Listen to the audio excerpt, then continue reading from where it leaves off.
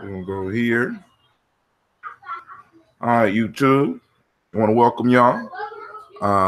Let me make sure y'all know who it is, Brother Hatim.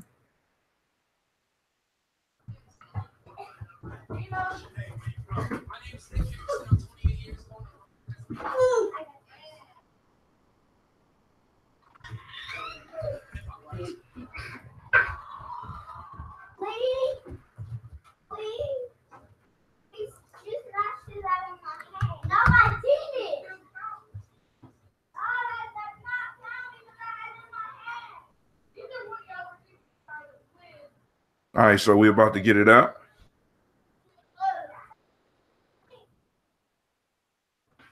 Get out of here. Let's go here.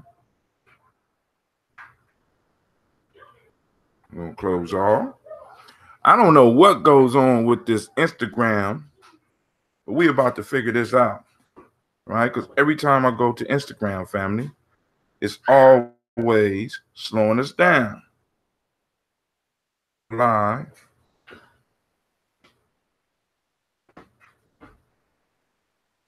There we go. So Instagram is up. All right. Now let's go to Facebook. And let's get it, fam. It's time for us to get it. So y'all know how we do it here. Get your glasses. Get your glasses. Get everything that you need because we're about to get it started right. First, let me make sure of something. My Bluetooth is not on. Okay, cool. Let's go.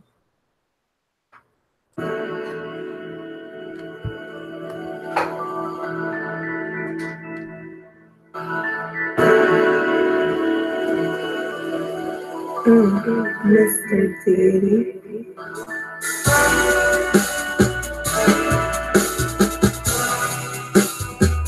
Drink your water.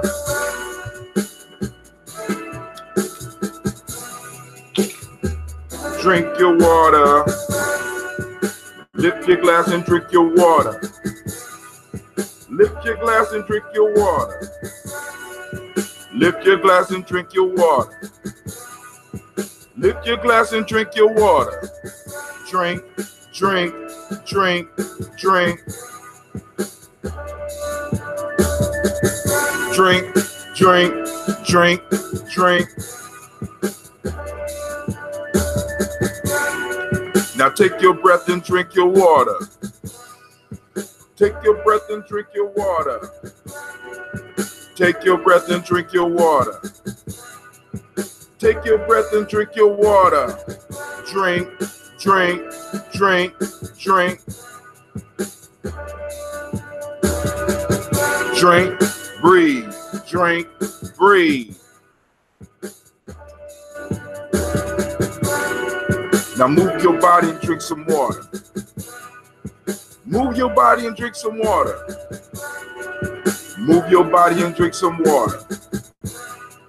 Move your body and drink some water. Drink, drink, drink, drink. Drink, drink, drink, drink. Now lift your glass and toast your ancestors. Now lift your glass and toast your ancestors. Now lift your glass and toast your ancestors. Now lift your glass and toast your ancestors. Drink, live, drink, live. Drink, live, drink, live. Now lift your glass and drink your water. Then take your breath and drink your water. Move your body, drink some water. And lift that glass and toast your ancestors. Drink, drink, drink, drink. Drink, drink, drink, drink. Lift your glasses, family. Want to welcome those that's coming in. Y'all know on Kuumbas, y'all got to catch me. Kuumba and Imani's, y'all got to catch me when you can. Because y'all know how it goes down here. So,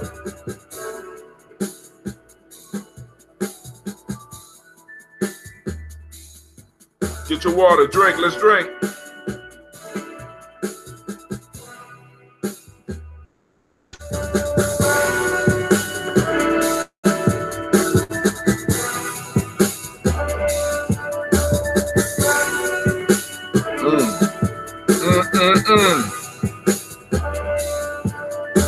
It's about to go down, family.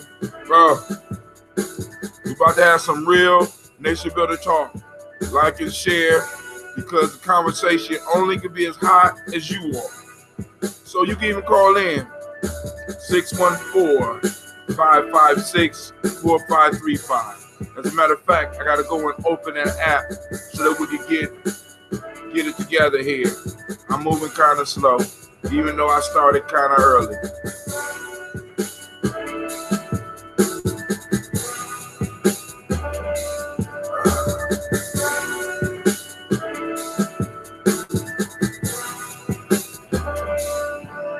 Drink your water, family. Drink your water. I want to thank everybody that's taking the time to tune in now, or whether you tune in later, because sometimes I understand you can't make it for the toast, even though it ain't early mornings, unless I got to run. Now, quick announcement.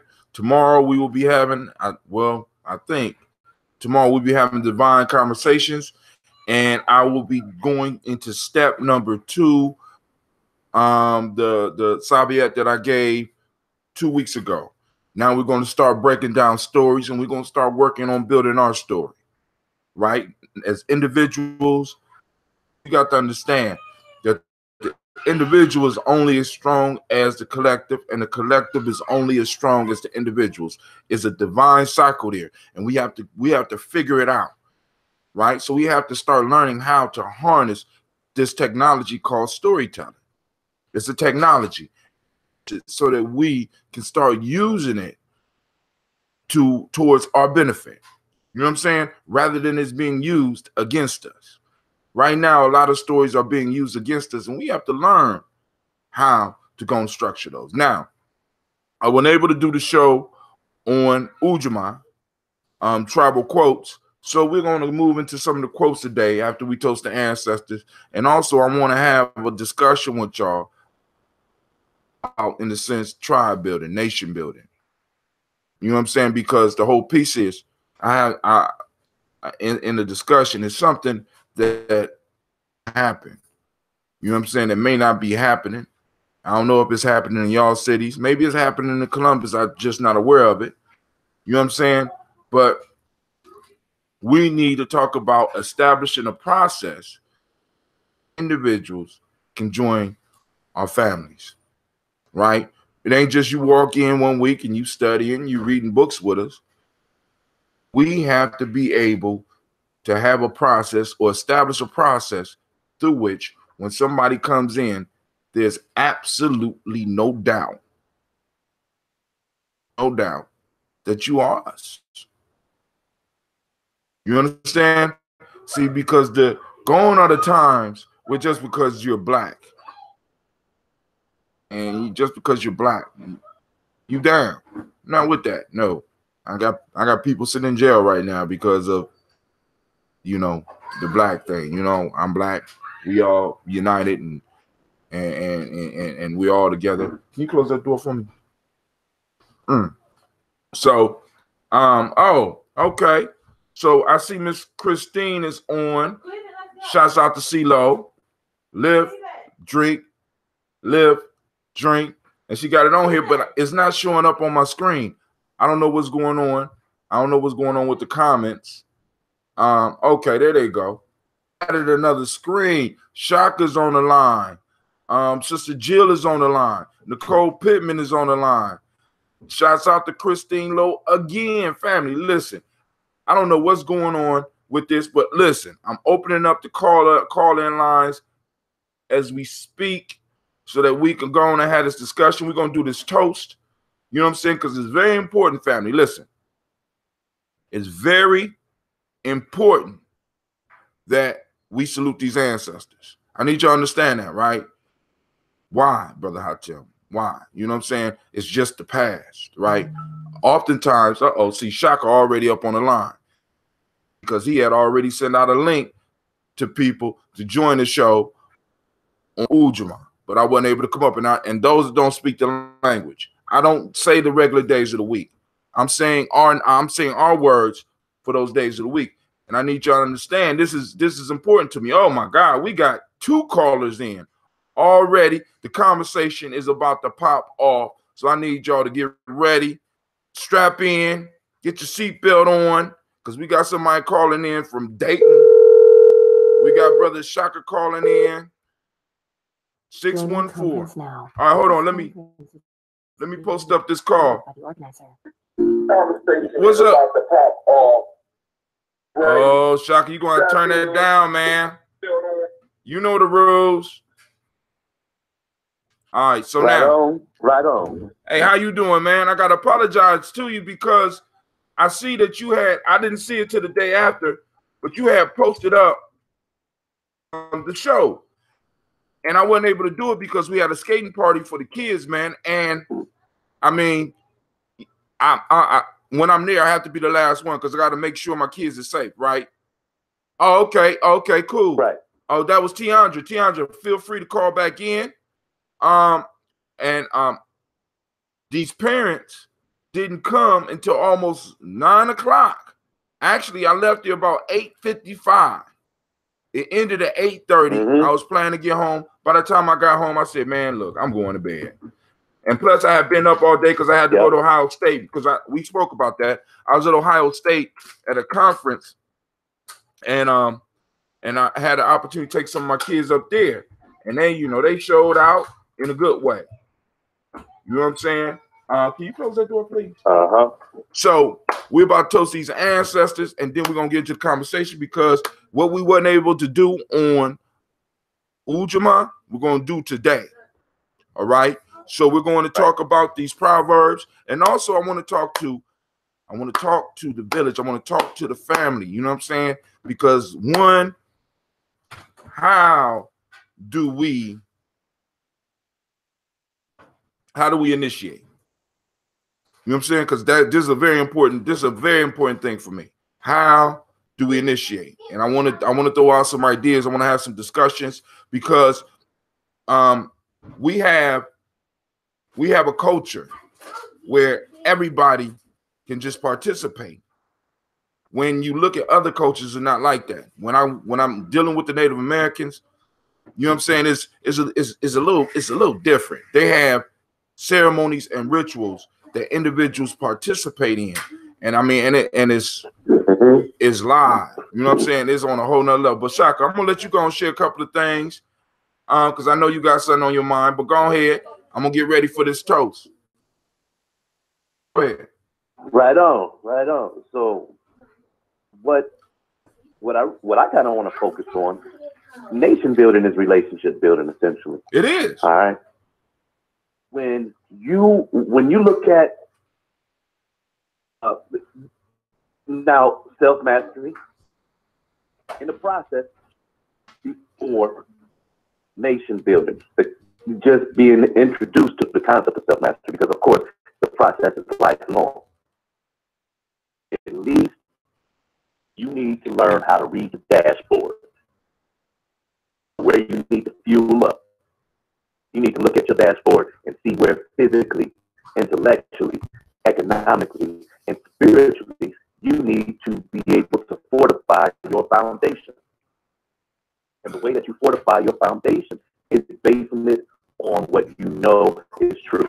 You know if you are physically strong or physically weak, or spiritually strong or spiritually weak. You know if you have low income. We know these things about ourselves. When we want to be, we have to adjust, and that we need to be able to read the dashboard and know what type of work we need to do for self. Because if we don't do that first, we get into a collective, we become the weak link because we didn't take care of one first.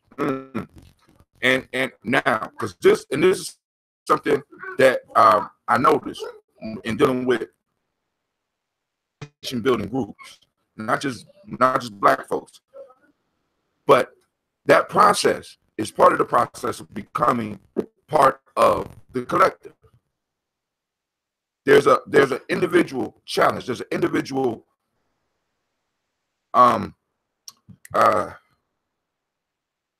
component, but in that developing the individual is done within a collective that can help you make progress. You understand what I'm saying? It's like teamwork make the dream work. Being involved with that collective, it helps you become a better person, helps you become stronger, and all that. Okay, I didn't post it up. I'm wondering why it didn't pop up. Man, everything is moving slow on my computer. There we go. I'm about to post up the numbers so people could call in, because this is a critical piece. When we talk about nation, because like this, like I said, I got friends, I have elders who have been prosecuted or persecuted by individuals who said they were part of what they were doing, but in fact was working with another agenda or another group. Sure, we all know about COINTEL program. We protect ourselves in this building because people benefit from us being confused. People benefit, like I said, this whole country was built up on the destruction of black folks, on the failure of black folks. We have whole industries that are funded on our failures. You know what I'm saying? You can look, I mean, really, and when you look at a lot of the consumerism, we're consuming. Losers have to consume. That's the only way you survive. How can we protect ourselves so that we can start putting ourselves around like-minded people, start speaking in not even alike, but similar, speaking a language that we can understand? That's what it's about. So now we're about to do this toast, and we're going to get into the conversation, and I'm quite sure they're going to come out in the Proverbs. So we're gonna wrap it all up into one. So right here, a mixture that was created in the mind. This is, I don't even know what to call it. This is an ambrosia infused with ginseng root, black seed, and dandelion root and burdock root. I don't even know what to call this. Now it look kind of muddy. Wow. I'm not even filtering this. It's filtered either now. So we're gonna toast the ancestors, and I'm gonna sample this because it's been sitting around. Now the next batch, I'm doing a super moon batch. Right? I'm kind of waiting for the super moon, so I'm gonna start brewing the tea possibly tonight. Is going to be on January 31st, and this is an event that happens like every few hundred years. Well, actually, the next one is going to be in 2028, but we're going to have a super moon, and we're going to have a lunar eclipse, all happening at the same time. And the question that I asked on the Gye-Nyame timeline, oh yeah, Shock, I put you down as an editor on the Gye-Nyame timeline, is how are you going to use, harness, and guide that energy? We have a major celestial event that's going to be happening. Event that's going to be happening right here for us. And the question is, what are you going to do with the energy? Because other people are going to be using the energy for themselves. The question I have to ask family, what are you going to do with it? Or how are you going to use it? All right, so now we're going to do this toast, and then we're going to move straight into conversation, and we're going to hit on whatever y'all want to hit. Thank you for whoever throwing up them hearts. Thank you. All right, but now, I ain't sampled this yet, so if I sprout rings or I blow up or something, y'all can tell them exactly what it is. You know what I'm saying? Just go back to a couple of minutes into the program. I got you. Woo. So I'm going to be chewing too. All right, family. So first, giving honor to the creator by whatever name you choose, call it creator, we lift up our glass. We send out that energy. We call that energy into us. We recognize that the Creator is all around us and goes by many different names, by many different people, right? So we want to salute the Creator by whatever name you choose to call that Creator. And so when we say, Ashe, from there, family, without any further ado, we're going to get into our list of ancestors. Oh, Shaka, man, listen, man. I'm so upset with you right now. Superphone app, and guess who name ain't in there? Guess who information ain't in there? Oh, yeah, man. yeah, okay, all right, yeah, all right. Now, oh my God.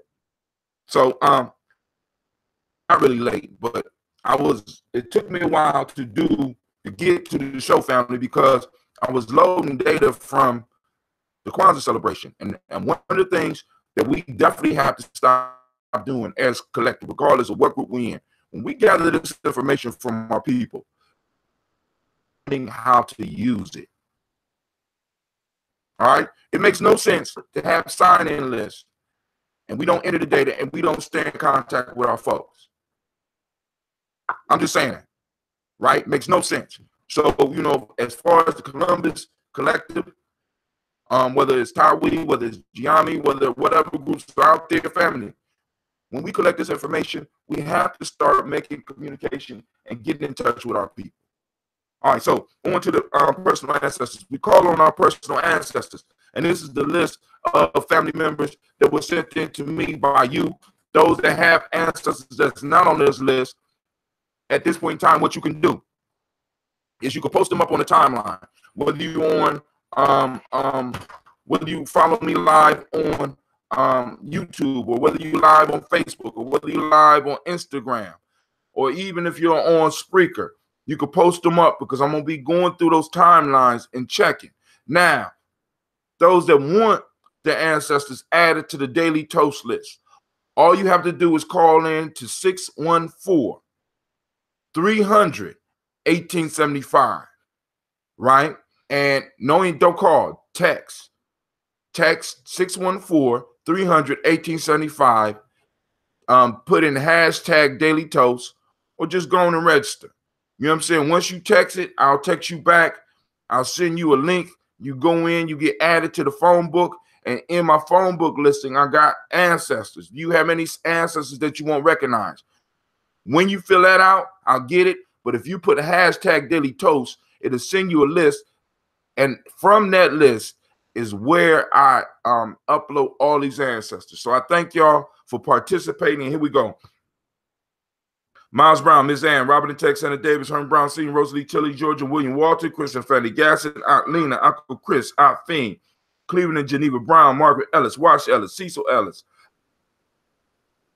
in the game, Barbara Twigs, Wash Ellis Jr., Katie Ellis, Nikki Ellis, Jamon Jones, Jeremiah Tappan, John Fallar, Montague Pimenel, Nomo X, Pat Myra, Malika Fakur, Dr. Marianne Williams, Kojo Kamal, Elder Farmer, Elder Millie Dixon, Tony Clark, Elder Ajani, Elder Robert Donaldson, Alfred Brofro Ector, Jr., Jay Edwards, Carlisle Harris, Grace Lundy, Inez Harris, William Bill Moss, Phyllis Rose, Sterling and Lucy Wright, Derek L. Pulley and the Luxor Brothers, Miss Eda Brooks Crawley, Miss Marie Nelson, Mr. Frederick Crawley Sr., Mr. Alonzo Johnson, Miss Marie McDowell, Janice Foster, Charles Jordan, Kel Smith, Walter Smith, Richard Triggs, Francis Johnson, Mary Franklin, Jimmy Williams, Daniel Ford, George Gibson, Nana Loretta Clark, Inez McCrae, Fritz Clark, Justice, Derek Randerman, Virginia Rogers, Reverend James Smith, Lois Henderson, Calvin Spratling, Walker, Raymond Walker Sr., Sarah Jane Carter, Michael Ford Jr., Kellen D. Russell, Susan B. Smith, Teresa Clay, Melvin Dale Hodge Jr., Herman Copeland, Mildred Copeland, Jenny Clay, Burwell, Evita Farmer, Agos of Sue, Shell Harvey, Aunt Charmaine, Aunt Evelyn, Theolis Hasbury, Harvey Hasbury Sr., Leonard Dickinson, T.C. Islam, Terrell Dunbar, Will Thomas, Sarah Berry, Mark Walsh, Mary B. Thornton, Prince Johnson, Florence M. Carter, Joanne Thornton, Erica Tricia Lewis, Juanita Wright, Robert Wright, George Wright, Mary Joanne Thornton, Erica Tricia Lewis, Juanita Wright, Robert Wright, George Wright, Mary Eliza Frederick Davis, Rogers, Mary Reese, Linda Watson Hammonds, Jarrell Giles Watson, Sparrow, Slimmy, Selvin Lewis, Earl Moore, Percy Moore Jr., Mildred Owens, Booker T. Bowden, Charlie Hunt, Hilda Pearson, Sturgeon Thornton, Richard Thornton, Lavinia Hall, Freeman Bankster, Mary Moss, Ophelia Peacock, Willie Thornton, Napoleon Kennedy, Mark Ramsey, Paul Ramsey, Matt Ramsey, David Ramsey, Charles E. Thornton, Frankie Quails, Urania Thornton, Bernice Quails, Ernestine Jackson, Frankie Johnson, Teresa Mormon, Leon Johnson, Charles Bell, Vivian Ramsey, S.E. Johnson, Dorita Johnson, Leon Johnson, James W. West Sr., James Parham, Dana Jones, Henry Worlds, James Farmer, Mary Chavez, Leon Grace, Gross. I need whoever ancestor that is, please send in. Let me know who it is. Betsy Johnson, Hattie Levester, Mary Moreland, Paul Moreland, Elder Caleb, Elder Imhotep Wellman, Fred Douglas Triggs Sr., Thelma Triggs, Thomas and Lula Berry, Lisa Eleanor Howe, Rankin Russell Davis, Fred Douglas Triggs II, Vena Triggs, Reverend Eddie Moore, Helen Fuller, Eugene Jackson Sr., Silas Alexander, Charles Maxwell, Percy May Alexander, Arthur Reynolds, Stanley Lockhart, Ricky Lockhart. Close that door. Lockhart, Woodrow Lockhart, Brenda Porter, Deacon Hargrove, Carla Sawyer, Andrew Parker, Doris Donald, Ellis Murphy. Brother Anubis added Gene Holmes, Dana Jones, Peter Charles, Christy Nichols, Cardinal Robinson, Rosemary Charles. Sister Tiandra added Ada Pearl, Bob Ingalls, Jack Wallace, Warren P. Finch, Tim Ingalls, Audrey Finch, William Billingsley Jr. Brother Deshaun added Jennifer Sensenball. I added some more Hazel Gatson, Jerry Brantley, Brian Watson Jr., Kaniko Parsons, Miss Aisha out of Dayton put Stacy Trice, Frank Smith, Mother Bertha, Michael Leonard, David Brown. Mitch Ford put Ruth Carter, Joan Cox, Ruth and Paul Cox, Ronald Irving, Judy Hubbard, Irene Johnson, Francis Boots Jefferson. Dr. D put Dan Wilkinson Sr. Sister Jackie from Maryland put, well, actually, she's from Detroit, but she put Emma McClendon. We also added Jerry Doyle and Amina Robinson to the list. Woo! Somebody put Wilbur Willmeyer is through Gye-Nyame Journey, so that's one of the editors. Shouts out to Wilbur Willmeyer. Nobody on Instagram. Let's see if anybody posted anything on. Nobody on. Let's just double check. 1, 2. All right. So we. Oh, hold on. I gotta check Spreaker now, just in case. All right. Nobody on Spreaker. All right. So we lift our glass to those ancestors that we call, and we give out a powerful ashe. All right. That's the bridge to our past, which is the foundation upon which we stand. And those elders, those individuals that passed, made it possible for this now to exist. So we stand on this now. We stand in power on this day of Kuumba. And for those that don't know, today is Kuumba. And if you don't speak the language, the day is the day of creativity. The demonic principle for the day is order. The color is orange. The hermetic law is cause and effect. Male name for the day is Kwame. Female name is Ama. Salute to all those that was born on this day. Not the date, but the very day of the week. Shouts out to all of y'all. It's your day. It's your day. All right. So shouts out to all the Kwames and all the Amas. We lift up our glass. We say ashe. We understand that our power is in the now, so we lift up our glass, and we will focus and activate these reticular formations in our minds so that we can find the principle of the day. What's the principle of the day? Are y'all ready? The principle of the day is Kuumba. That's right. The day is Kuumba. It's the day of Kuumba. So we lift up that glass. We say ashe. From near family, we move on. Our children's children. On to infinity, because everything that we think, say, and do, everything that we building in the now, will benefit those in the future. And the question we all got to struggle with, we all got to ask ourselves on a regular basis, what am I building? Legacy, legacy, legacy. What are we leaving? Are we leaving the world better for our children? Are we leaving our part of the world more organized for our children? We have to think about that, family, because once again, we're generational people, and the way the generational thing go is we come back in our bloodline. So we leave our bloodline messed up. We're gonna come back to a messed up situation. So if you got stuff you need to fix in your family, fix it. If you got stuff you need to fix in your bloodline, fix it. You know what I'm saying? If you need to establish some type of trust, we need to start working on that, because we can do that together. We can start building something right now so that our children can benefit. We toast our children now so that they can toast us in the future, and we say Ashe. From there, we move to all of our relations. We lift up our glass. We say Ashe. Last but not least, family, I toast each and every last one of you that take the time. Especially, I lift up my glass to those daily toasters, because y'all be coming out, right? Coming out, lifting that glass, drinking that water, moving our bodies, because we got to stay in shape, and we got to stay in connection with our ancestors. So we lift those glasses, we say Ashe, Ashe, Ashe. Family, I wish you peace, power, joy in 100 years. Oh my God, I see the Maven. The Maven is in the house, right? For those that don't know what a Maven is, it goes back to a book by what's his name? Oh my God, I can't think of this brother's name, out of Canada. He wrote a book where he talked about he wrote the book Outliers. But before Outliers, he wrote another book. And he's a great storyteller. But in the book, he talked about certain people. And a Maven was somebody who is able to they're like a trendsetter. It's like they do stuff and other people do it, or they'll put up a post on Facebook and get hundreds of responses. And we got those in our community. What we need to start doing is figuring out who those are and start plugging into them so that we can start getting our message out. Hell with World Star. It wasn't created for us. And in many ways, it wasn't created by us.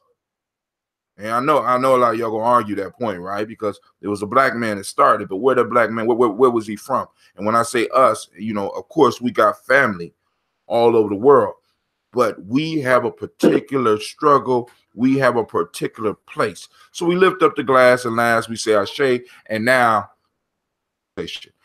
go ahead, Shaka, because I hear you clearing your throat. Go ahead. Hot damn. Now, first of all, do we have anyone else on the line? Not yet.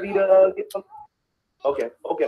All right. I just saw the presence of some folks, and all right. So now, let's get back to this thing. How do we initiate into our club, our tribe, our families? Because y'all need to understand, to be born in the family, you have to be initiated. Right. Now, see, birth is an initiation. And I take this even as far as my 7-year-old son. Is he ready for initiation? It depends on where we always preparing our children. And I think with parenting, that's what it is. We want to prepare our children to be able to deal with what's in front of them today, whatever adversity they're dealing with today. So when my son comes home and he says, "Dad, is a kid on the bus that's bullying me," I don't take him off of the bus. I give him ways to deal with that situation and to resolve his own conflict. He told me the other day, check this out, Hudson. He said, "Dad, it's this kid on the bus that bullies me and my friends." I said, "How many bullies?" He said, "1." I said, "How many friends?" I said, go back on that bus and deal with that, boy. Follow what I mean? Right. He says is that he may not have gotten it. I let him know there's power in numbers. There is power in numbers. Go and deal with it. So the piece is that I don't know how he's using that information. But initiation is the time where we get to see our children are actually paying attention, how much they actually know. Because when things happen, I remember when I was in 4th grade, might have been a parent, might have been a former parent, but she definitely had some mental health issues. And she came into a classroom and the teacher saw that she was not right. Ended up doing some activity.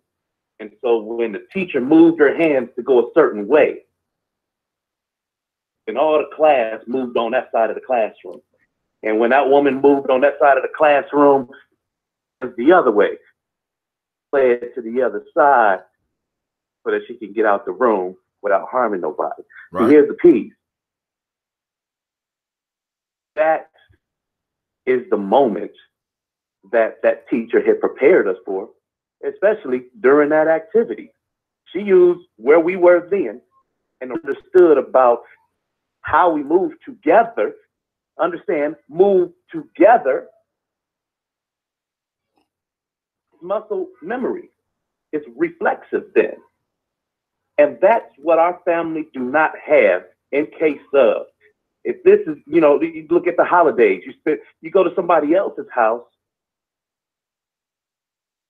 who actually celebrates the holidays compared to someone who comes from a family that my mom might cook that day. She never cooks, but except for the holidays. Right. Right. You're going through a house where very traditional practice, family comes around, everybody's looking forward to it, the spirit of it. You get to experience for the first time. You go into that household for one Thanksgiving and you come back home like, man, that's what I want.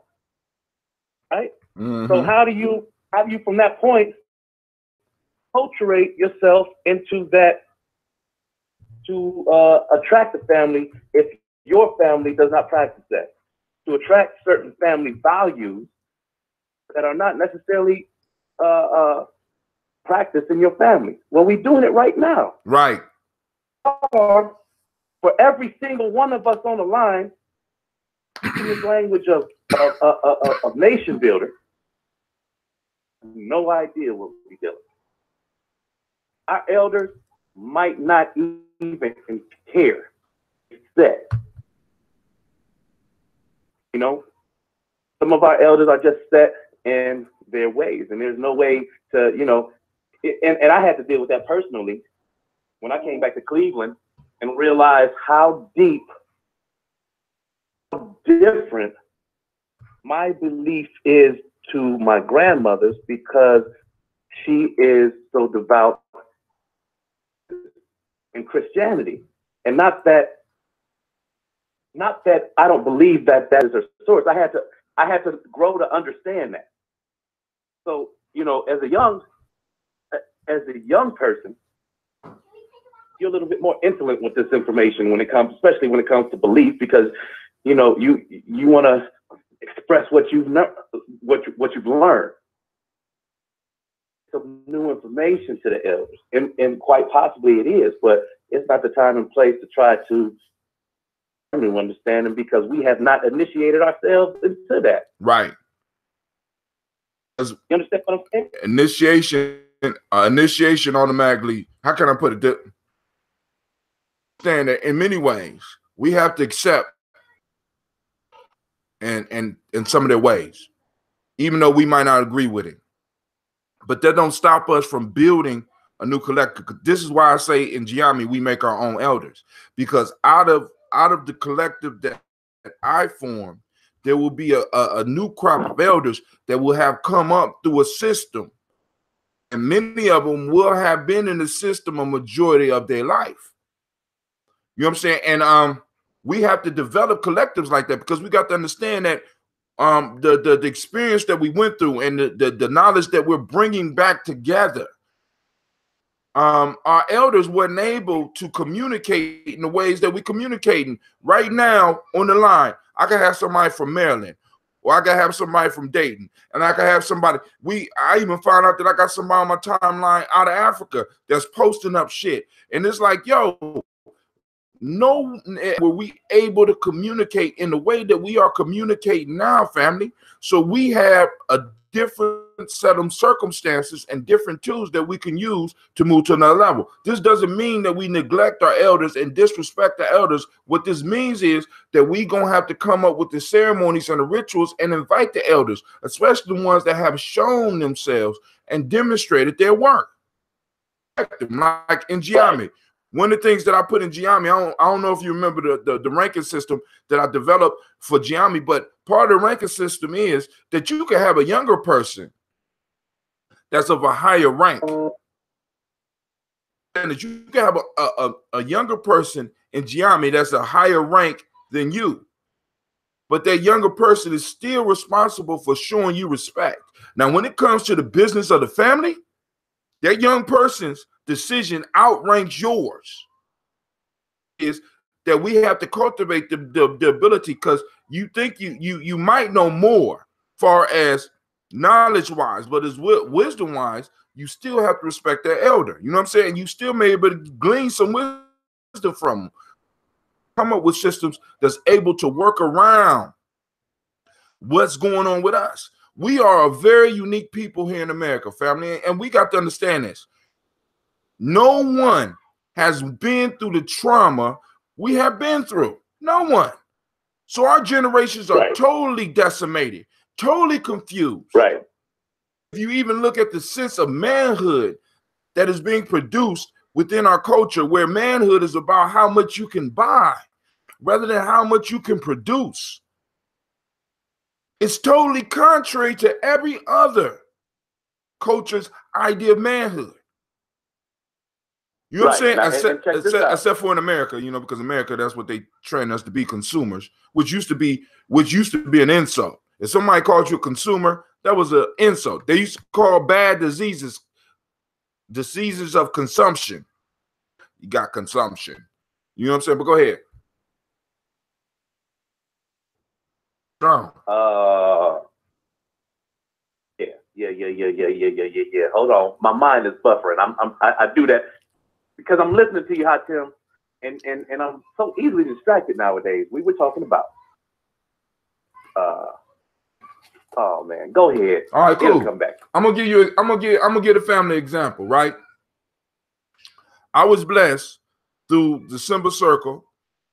Lord sent me as a representative of Simba to the Native American Sundance in South Dakota. Right? So Elder Gaylord flew me from Columbus to New Mexico. I hooked up with our family in New Mexico. Shouts out to Elder Albino, Chief Albino. I hooked up with them. Albino. We drove to South Dakota. I went there for 5 days, or however long the Sundance was, because when we got there was absolutely nothing there. We got there, the men and the women started doing their thing, and we started building everything that we needed. What happened at the Sundance? First thing that started was a village was erected. Right? A village was erected.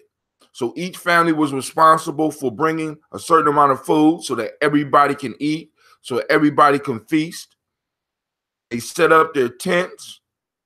They made them as comfortable as possible because they knew they was going to be there for at least 5 days. And then we set up the ritual ring where people would actually do the Sundance. Now, and I know some people are like, well, Brother Hatim, I don't like woods. Neither did all those people. Brother Hatim, I got physical ailments. So did some of those. Matter of fact, I seen a sister that was there who was quadriplegic, and one of the brothers that was there said, I'm gonna dance for her. So for those that couldn't dance themselves, other people in the collective took their burden on and said, I'm gonna dance and I'm gonna pray for you. So basically, you had a week worth, a community of people that came together for a week,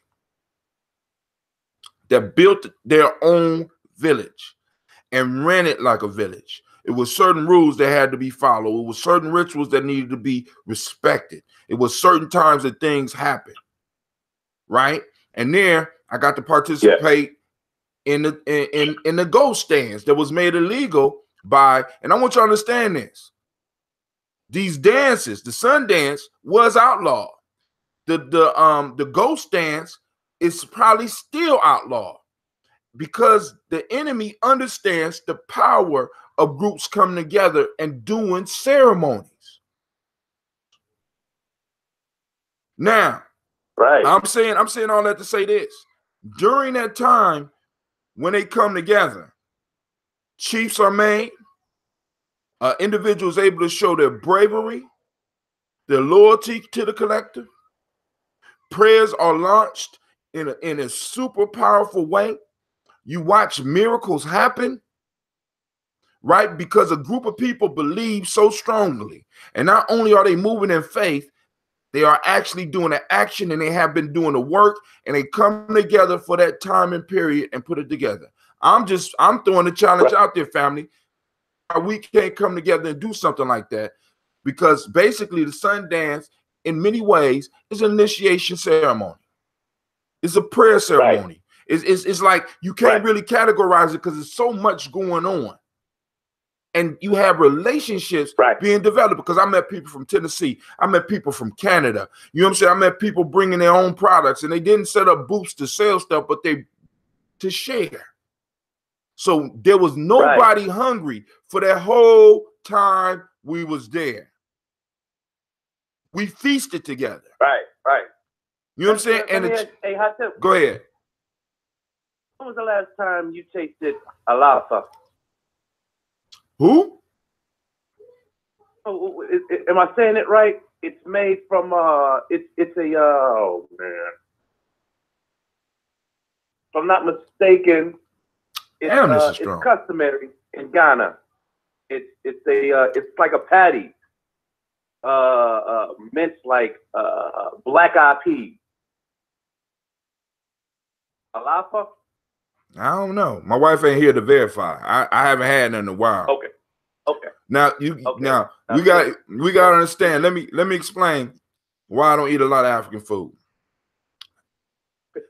Now I got to be clear. My wife eat a lot of fish, but she don't eat fish like we eat fish. My wife cooked the whole goddamn fish, and and you already know I'm scared as hell of bones. And the fish that she got, them bones, like for example, I could take one of those bones and I could stab you to death with it. And I'm looking at them damn bones.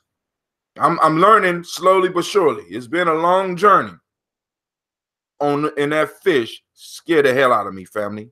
You know what I'm saying? But once again, I'm gonna point this out. One of the things that I recognize about my wife, right? She go grocery shopping. She just went grocery shopping. She gonna go probably to Walmart's. But before she come home, she gonna go to the African store, and she gonna buy stuff directly from her people, so that she can make sure that she at least eating something that's connected to her culture. And family, like I said, man, this is why we need to start coming together so that we can start. She calls it stabilize, like Kwanzaa, stabilizing our culture. Of course, we can't go camping during Kwanzaa, but we got all summer where we could put some stuff together. We got a lot of the autumn time to put something together and do something big here. And it don't even take a whole lot of us, because it starts small. It starts small because you want to make sure. Go ahead. Now let me get back to the reason I asked you about that dish is because it's customary, right? Because it's customary, because it has a certain taste and certain smell to it, that when you eat that outside of the ceremonial practices of whatnot, our senses take us back to the experiential, just like. What reminds me about Bino is what's that stuff we used to powwow. Oh, remember we used to roll powwow? Yeah. It took me right back to the sweat lodge. See, because of the smell of right, right, right. And it's like the ceremony. It's like programming goes on during the ceremony, and there's certain things that'll take you right back. So when and when you are able to control the time like that, it allows you in certain things. It brings you back into your culture. It reminds you of who you are, and we don't have a lot of that going on with us. Like, for example, what I try to do is make this a touchstone. It's like a touchstone, a cultural touchstone, where, you know, every time somebody come on this show, I want them to at least be able to reflect back on their African culture, to reflect back on our culture here. A cultural touchstone. But Sister Tiandra is on the line. What's up, sister? How you doing? I'm well, thanks. How are you? I'm fine. I want to thank you for joining us on the toast on the Daily Toast. This one of my daily toasters, right? She, you know, she holds down the Instagram part of the family. You know what I'm saying? She spearheading the Instagram part of the family, because I got on Instagram because that's where she was. Miss Tiandra, you got something you want to share with us? We're trying to get the young people, the young generation, are more so on Instagram. So Karen slowly but surely figured out how to add people directly to the live. So I'm invited a few people. They haven't joined yet, as I can see, but you got to start somewhere. Oh yeah. So there were that I wanted to touch on, and in the very beginning of the call, you mentioned about how our culture doesn't seem to be as protected or sacred as other cultures, and other people can join in. And I think it's because it is what it is. So we can pick out negative and positives from that. Welcoming, family-oriented culture. So we give value to the individual and to the collective. We greet people when we see them, when we walk by. Right. You know, and not every culture is like that, but that's who we are, and that's what's beautiful about us. So we've invited people in, and it's been to our demise in a lot of ways, but I know that we can use it as our strength. It's an agreement to what you were saying, something that's really been, you know, I've been hit in my stomach with it almost, is that very thin line between appreciation and appropriation. I'm welcoming you into the culture, and sometimes, you know, for some of these other cultures, they don't need an invitation. They just barge right in. Right. But you're enjoying the culture, but as soon as we go elsewhere and our people are enjoying our culture, then it's an issue, because it's not in the element that you wanted to receive it in. And rather than talking in code, I can paint a very clear picture. I love to dance and I love to work out. And, you know, a lot of people make profit off of perverting our culture, and they will push us right out of the picture. So how can I go to a hip hop class person of color? What sense does that make? Right. You're listening and moving to our music. And again, that thin line between appreciation and appropriation. And my question is this: there's just that energy that you feel, and I know, Brother Hatem, you always energy, and I appreciate that, because that's how I identify. Some ladies that I'll be next to, and you know, they're not necessarily of our culture, but you can feel the appreciation. And then there's some ladies you can feel where it's like, if my godchild, my godson, who's about to get his 10th, rolls up beside you in his car, blasting the same music, but you blasting and shaking your ass to hear, you gonna grip your will tight and be scared. And that bothers me. Like, it's okay for you to do it when you go into this class and pay $7 a pop, and you're surrounded by all your white, you know, housewife friends. And you know, I'm just painting a picture. Still, if the same song comes on outside and it's dark, and I thought that he came up with my car fast, so I just read the red light because I was afraid of getting carjacked, something like that. I have a problem with that. And we should have. I find it interesting that you use the example of because one of the things that I wanted to express in terms of, once again, we were talking about initiation earlier, and and what I talk about a lot is people just taking liberties instead of going through the process. What vexes me about it is because that's the part that when someone does that, for example, like t-shirt wearers, I'm not really in a frat, but I'm wearing a t-shirt because of what it does, right? So the piece is that you can't wait. Hold on. You talking about? Hold on. You saying somebody outside of a frat wearing a frat t-shirt? Is that what I heard? Okay, go and finish the statement because I want to. Huh? Well, let me explain to you. Yes, it happened. Yes, it happened. Destined, right? Or no. Clandestine. T-shirt.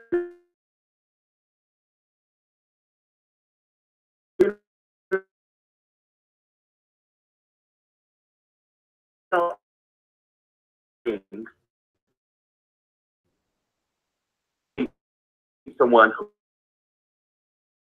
who is going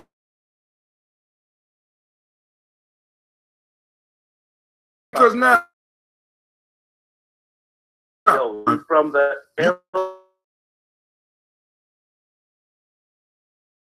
and lose your finger. I said, what did you just say? I said in the old days.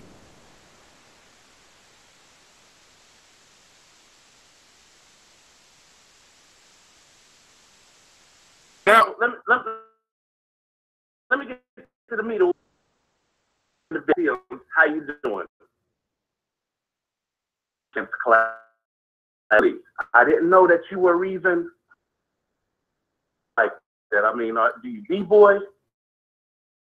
Teach, these little kids, I'm just teaching them. They don't know the difference. But what kind of hip-hop dance are you teaching them? Well, really it's salsa, but when in the midst of the kids, they gonna do what they want to do anyway. But you are teaching a hip-hop dance class, and he's like, yeah, because realistically, hip-hop is a derivative of everything else in it anyways. So whatever it is that I teach, if I call it hip-hop, contributes to the culture in that way. They're say, oh yes, pop culture. So when I ask you, what about, do you teach them the elements?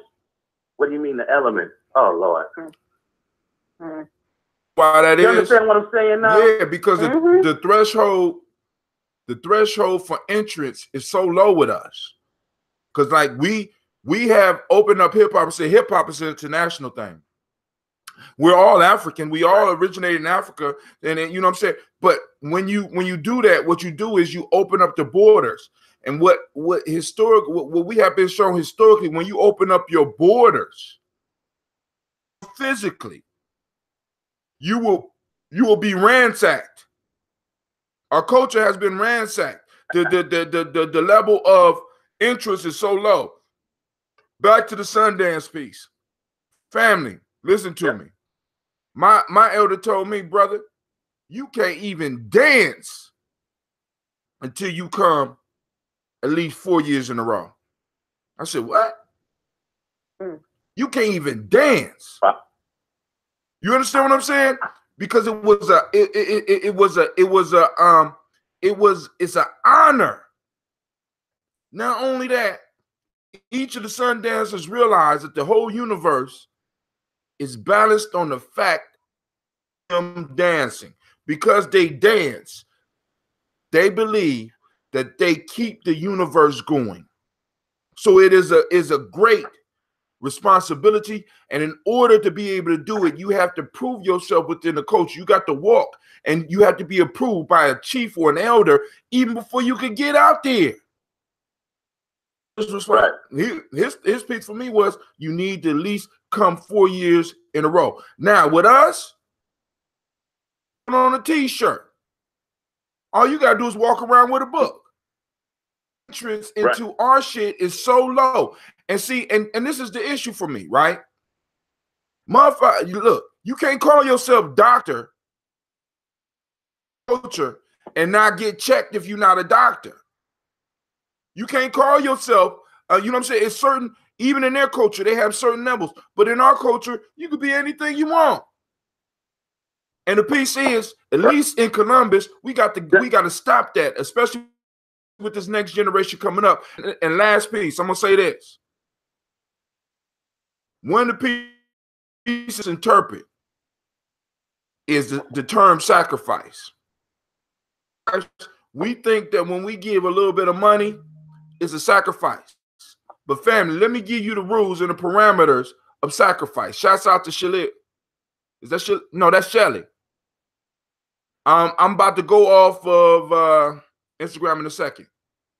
Sacrifice only happens when what you give hurts.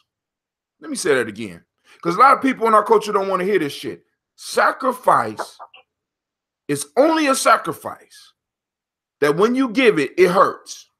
It causes some type of discomfort. So if you have $1 million and you give $10 to something, it doesn't count. And we need to be clear on that. So we have a lot of people that believe, oh, just because I gave a little, you know what I'm saying? I sacrificed. No, motherfucker, you didn't sacrifice. You know what I'm saying? This is why we got to have something within our community, with those people that's like us, where we need to pull away from society, because the first step in individual or as a collective is separation. Ourselves for 3 days, 5 days, 7 days. We pull ourselves apart from this society as it is, which an individual have to come. And those individuals that want to be part of us have to be able to sacrifice. You know what I'm saying? Right. You got to be able to sacrifice. And if you can't sacrifice, for example, you got an elder that's just coming into conscious, they too old possibly to do some of the rituals. Is somebody willing to step up for you? Right. Right.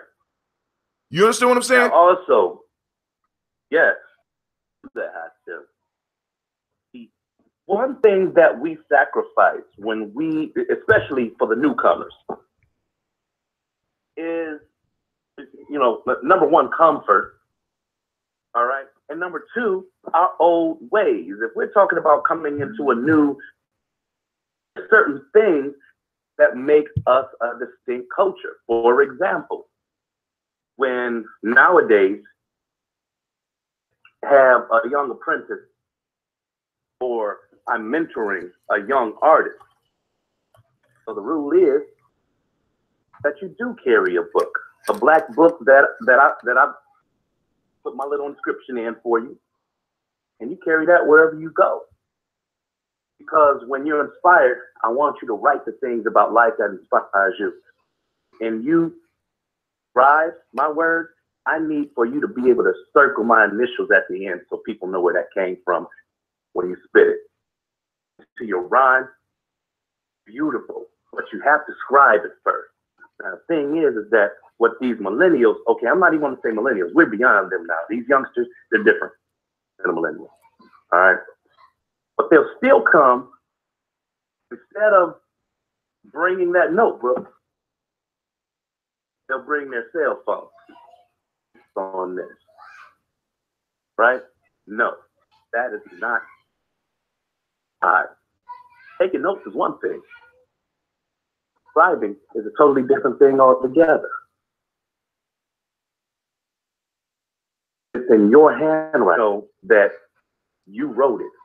So you thought it. Now go back and understand it. But the piece is you put it on the phone,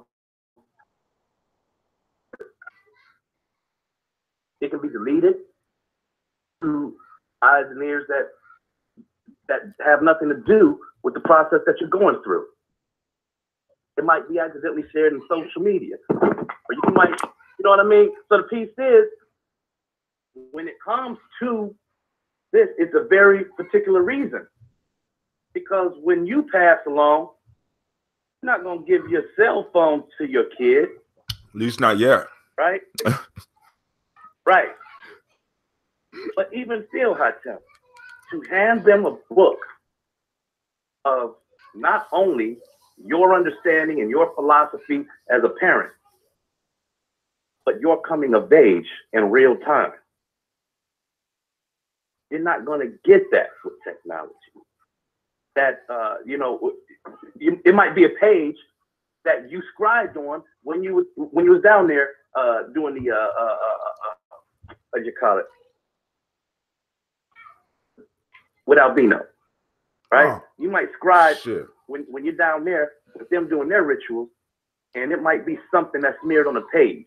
It might be, you know, some charred cedar or sage on that page, right? You been in my book. You understand what I'm saying? But what I'm saying is, I feel you to an extent to where, because when I was down there, that's what the fuck I was doing. Listen, dude, let me tell you how powerful this ritual was.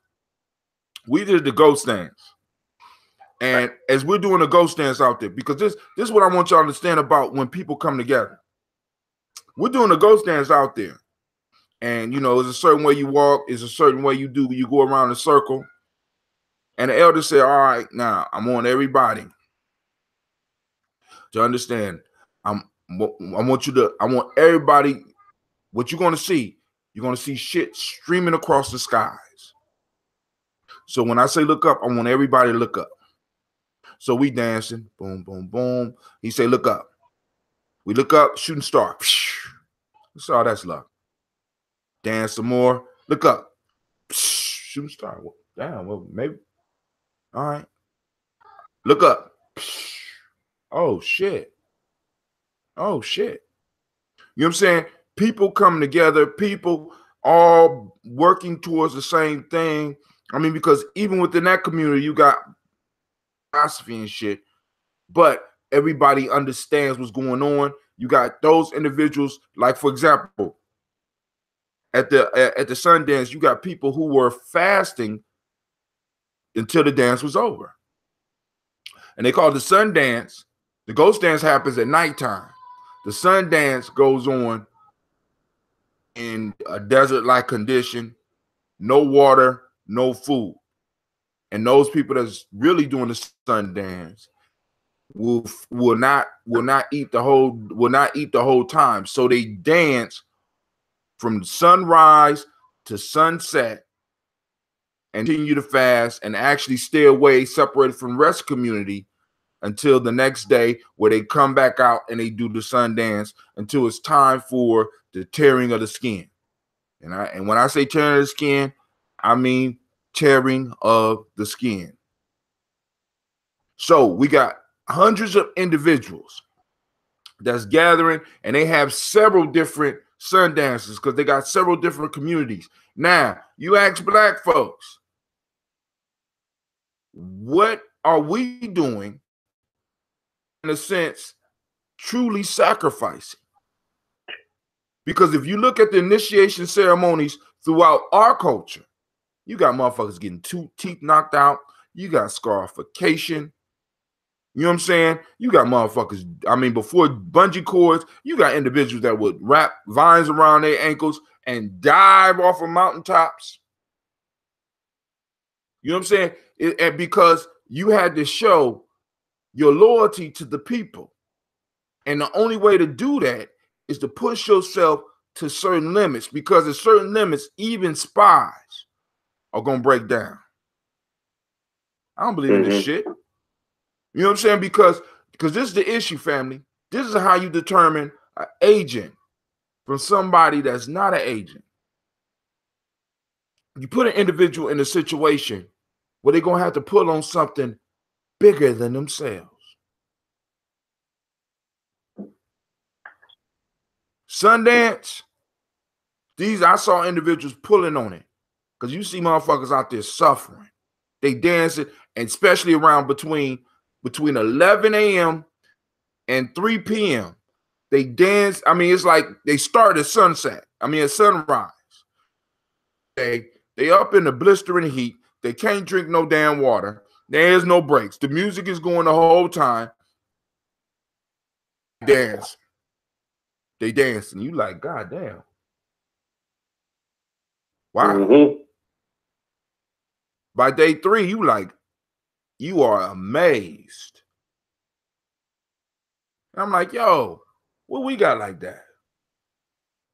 You know, the one thing that I think is beautiful about that culture, though, Hatem, and I don't know if you, is how death is a part of life. Exactly. Death is a part of life. And the reason why I see the beauty in it is because it was there that it was explained to me that the closer you are to death, closer you are to hearing the voice of God.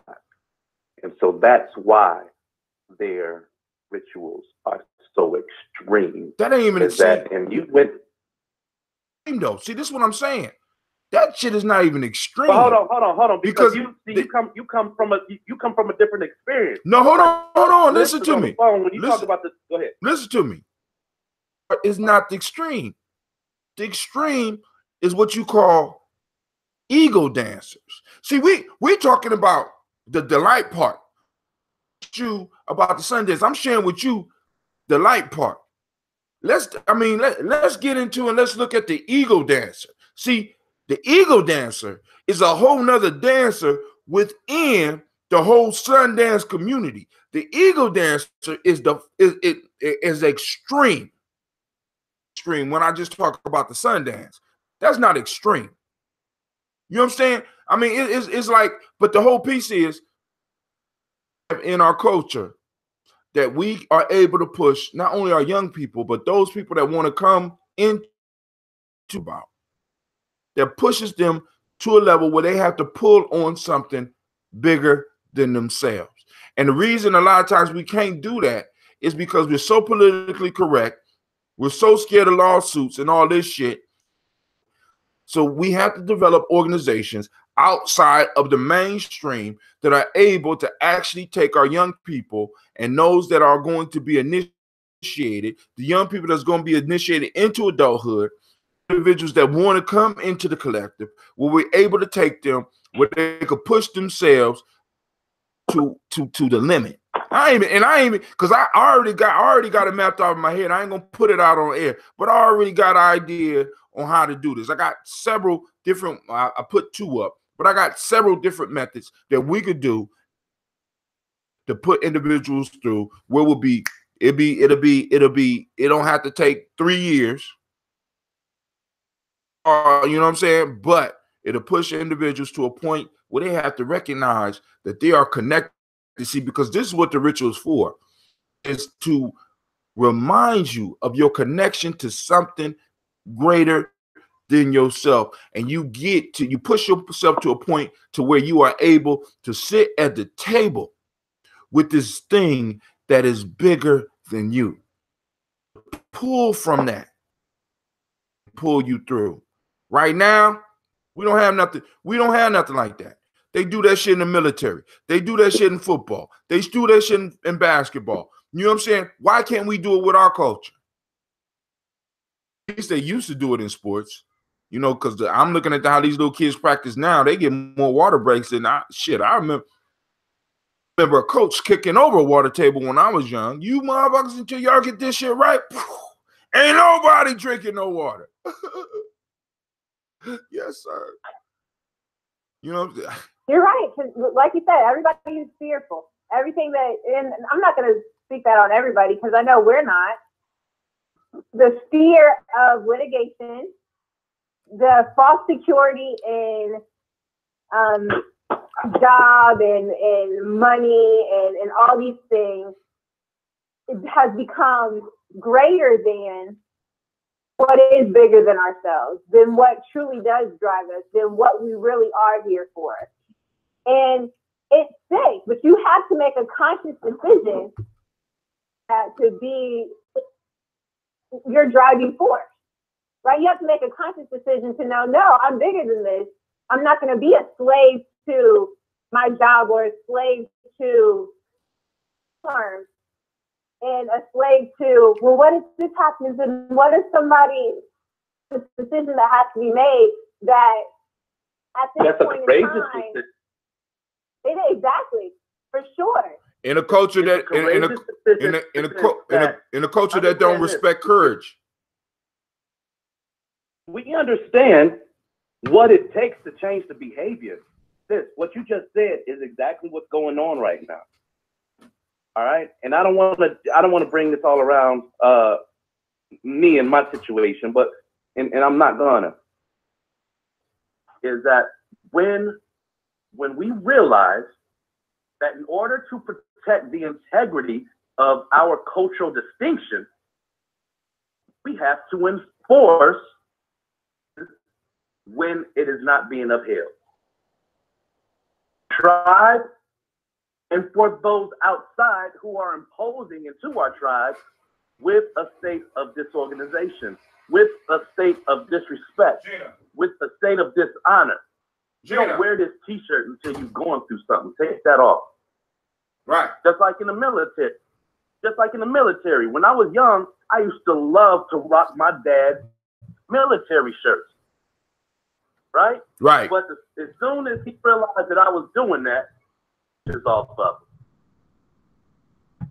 He let me wear them, but I couldn't wear the patches. He bled for that shit.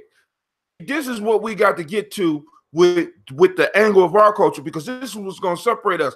Until now, let me check this out. Now, for everybody at the Sundance that couldn't dance, those people too, that required a little bit of pain, required you to be a little bit bold so that you can be able to, in a sense, wear your patch. Culture, anybody could pick up a shirt and wear that shit. Anybody could, I mean, the threshold is so low. Hip hop, or we talking about the African consciousness, or we talking about whatever, it's so low. We're so hungry for everybody. This is leftovers. And I'm like, that day in Columbus is over. If you come in here, come. I'm gonna say in this very Gye-Nyame, go ahead. I'm sorry. In this very instance, when you say we, you are genuinely speaking of you and I. It's not everybody else's role in the tribe to be able to, force that new hand. For example. You understand what I mean? Yeah, but this is shit. We are at the age now, because Shaka, and this is what we got to understand. Because Miss Tiandra may be a little bit younger than, because she one of those individuals that you can't really look at her and tell how old she is. So she could be 50 for all I know, or she could be 12. I mean that. Huh? 50 and 12 at the same time. Thank you. You say who? I said 50 and 12 at the same time. At the same time. I look at her, I'll be like, cause she get up and say stuff that lets you know she ain't as y'all think I am. But I'm not as old as I talk.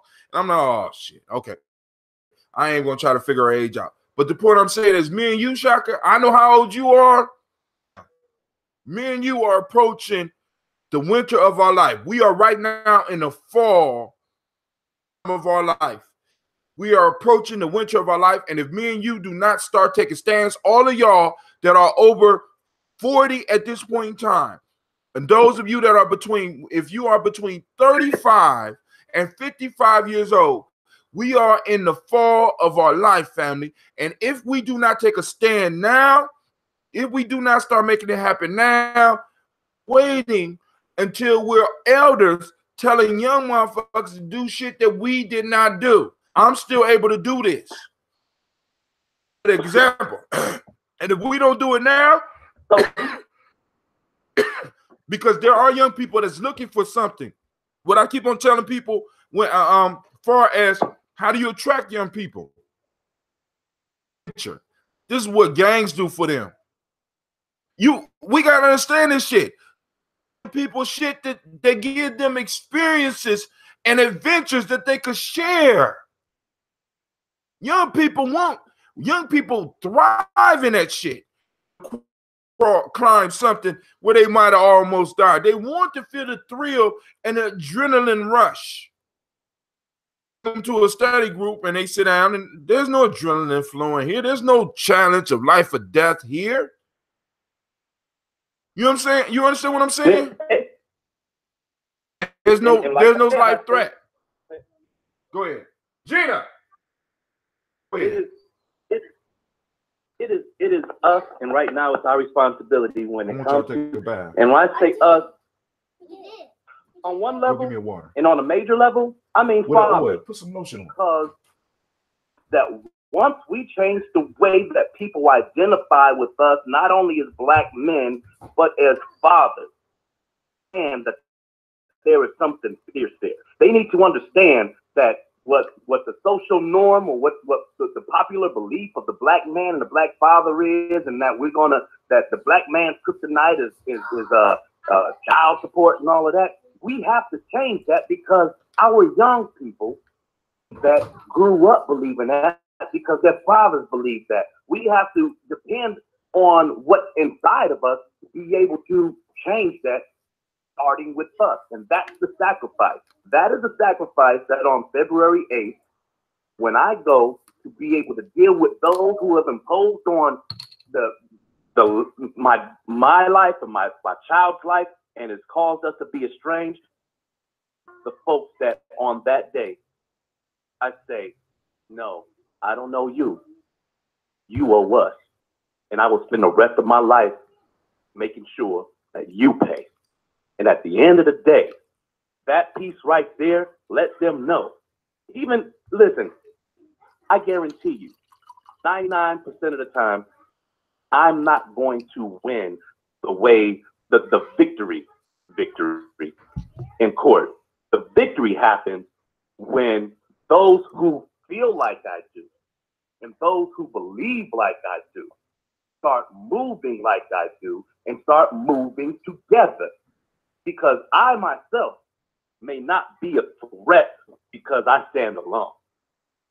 When they see that, hey, this is a whole community right outside the door of this courthouse saying, no way anymore. And you might have your way on the inside, but in our community, which is outside your door, this is the new brand of behavior. And when you step out here, you got us to deal with. And that's what community is supposed to be. And that's what community is not, because we have never seen it work in that way. Tim, it is you and I that's going to change that. It is you and I that have to. We have to. We have to. Yeah. And I think you can drop that anymore. We don't behave like that anymore, because I don't know if we really behave like that, or if that was one of the weapons of destruction. We're going to create this narrative that this is how they behave, and then we're going to promote this narrative. So it begins to go into their consciousness. Other people begin to think it. So my thing is, if you constantly refer to me as a thief, right? Like real life story. I come across you and you flinch, and I haven't given you a reason. Eventually, I'll be like, you know what? I'm gonna give you a reason to flinch. You know what I mean? And so I feel like it's not even that we as people, that our fathers, that our men even acted in that way. I think that that was a very intentional weapon of destruction to say, hey, we're going to create this narrative and we're going to make it so constant and so loud that it starts to go into consciousness. Other people start to believe it. You start to be accused of such, and then you're just going to get so tired that you're just like, fuck it. If that's what I am, then that's what I'm going to be.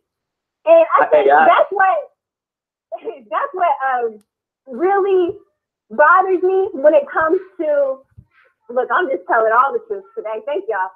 Really bothers me when it comes to interracial dating, because I feel like what happens is we accept more bullshit from individuals that aren't sure, because we're tired of the narrative of our culture, or we don't realize all the barriers that have been created around our people. So I can't go, like, I talk to my young men about this all the time. You're going to Becky because Becky can smile and she can just, you know, she doesn't argue and she whatever. Did Becky go through what Keisha went through today? Did she?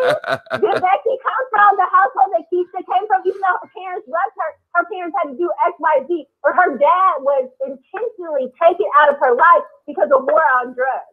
Wait. Right? Like that's stuff that really bothers me. That you're going to completely forget your history, your narrative, the weapons that have been intentionally taken against you and your people because this is easier.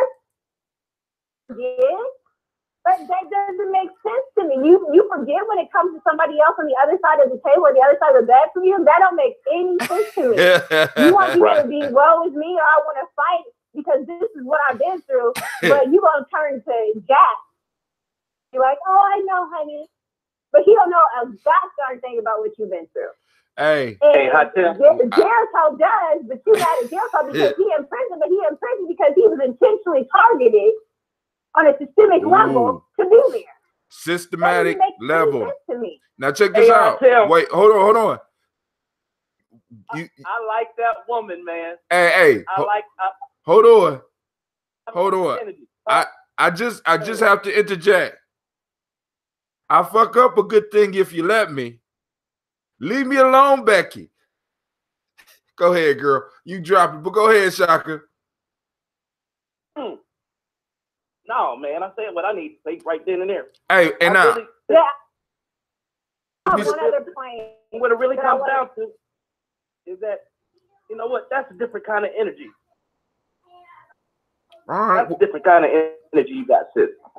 Because what it does, I don't know where it comes from.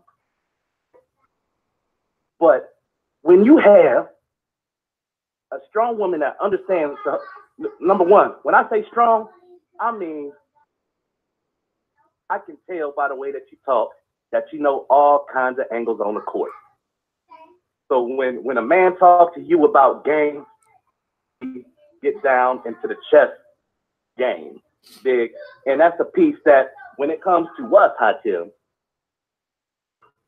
oh my goodness. See, the thing is that sometimes we move out of instinct, sometimes we move out of emotion, but when it comes to the protection of what it is that we are here to protect, which right now is bigger than a philosophy, it's bigger than a concept of tribe. We are building a distinctive culture. There you go. When it comes to that, we cannot write it all by ourselves. It's Garvey, man, and this is the thing, this is why. Like what I see in you, I've seen in past lifetimes. Who all here knows who Marcus Garvey is? Of course. And the thing is that most of the writings, if not all, that we have had the luxury of being able to read is because his wife, after he passed, compiled them and got them published. If that didn't happen, what would we really about Marcus Garvey? What would we really know about his heart beyond what people wrote about what he did? You understand? In Jamaica, there is a myth that there was an earthquake and the earth swallowed Marcus Garvey. Spit him out. So when it comes to what we are doing right now and what you're doing with folk tales, and as I am talking about my own experiences out here with a good fight and the principalism behind why I stand where I stand, yo, it's sisters like this sister that really help keep our blade sharp, our sword sharp. Oh, wait, speaking of that, I go and finish because I'm glad you said that one. Remind me about the blade and the blade sharp. But go ahead. Come on. Yes. Right? Because steel sharpens steel. But the piece is that here's the thing, man, is that when we get into the actual spirit science of it all, understand what we're really dealing with here in the American culture, in Northern America. And when we get into even the concepts, I don't know if y'all follow or even if y'all subscribe, but for this moment, just go with me. In spirit science, there's a phenomenon of indigo children. Children who are supposedly born into this universe to teach us balance. All right? Now, indigo children have certain traits. And there's certain things that they do that causes us to behave differently, to be able to see the truth and to be able to either align with it or continue this facade into what is normal. Yes.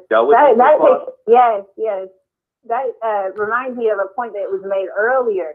And I really believe that another weapon of destruction or spiritual warfare is the whole notion that there's this generational divide. Right. That there's this, because I think that that's a facade, because we really do desire to be in community and we have respect for one another. But I do agree with what Brother Hakim was saying, and that age is not a qualifier for greatness and for warriorism. That just because you're older or younger doesn't qualify or disqualify you as a leader in the community. And when you really have that leadership and you know how to carry yourself and you have the humility to learn from all of your experiences and every interaction that you have, then those around you, whether they're young or they're older, they respect that. There's something about that what you're even alluding to with the indigo child or children. There's something about the undescribable and undestructible, intangible quality within individuals, and when they've also been in a place to be cultivated by the community and by nature and by all of the forces, then that just blossoms, and it doesn't, again, there's no qualifiers to age or to even sex. Warriorship. So the one piece that I needed to tie in about the indigo children, why I brought them up, sis, is because of you, is because and oh man, the punchline is so simple. Let me get it right. In the Western world, we are so we have a masculine imbalance. We have a masculine imbalance in the way that we think. The difference between the left and right brain is essentially the same difference between the masculine and feminine qualities. The feminine being the creative and the masculine being the straight and direct. You understand? So the whole piece is that because of this masculine imbalance, indigo children, which carry a more nurturing and feminine quality, are being born on this side of the world to be able to balance what we are now destitute of without them. So with that being said, it is the same bring into this conversation that that once again brings more balance into not only what is being spoken, but how it's being received. So you understand what I mean? All right. Now what I want to do is I want to send shouts out to Sister Shelly because she's been keeping up with the whole conversation. Shelly check her out on Facebook. She's an artist as well. One of the comments she says, that's how you know, bro, that it won't only be you two. Balance. However, it's good to operate in self-reliance until the collective support is there. So check out the timeline. Make sure y'all get everything that she's posting. Y'all could post up on any timeline. And check this out.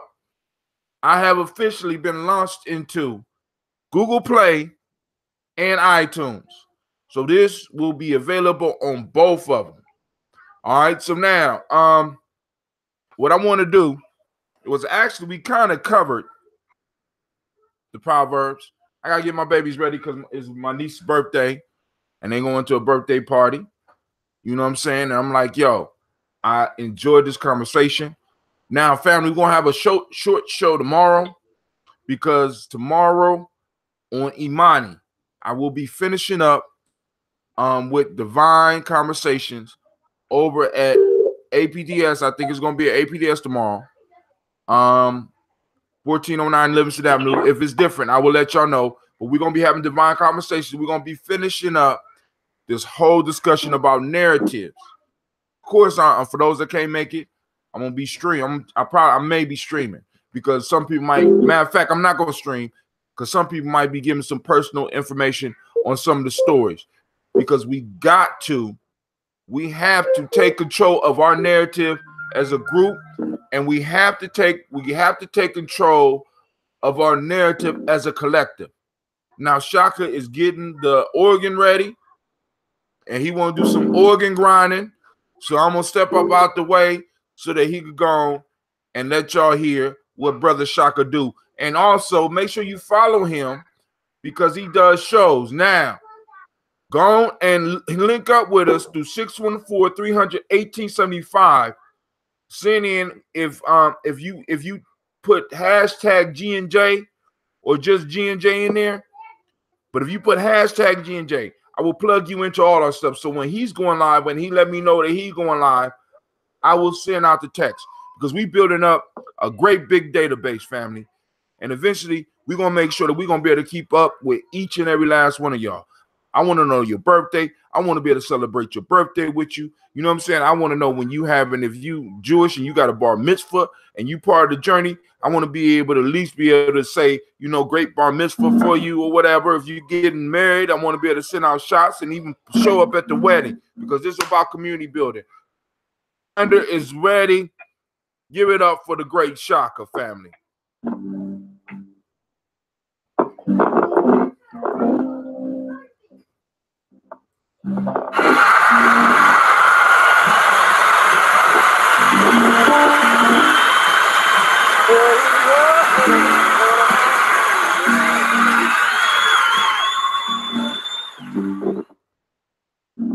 I guess I paid my weight in gold.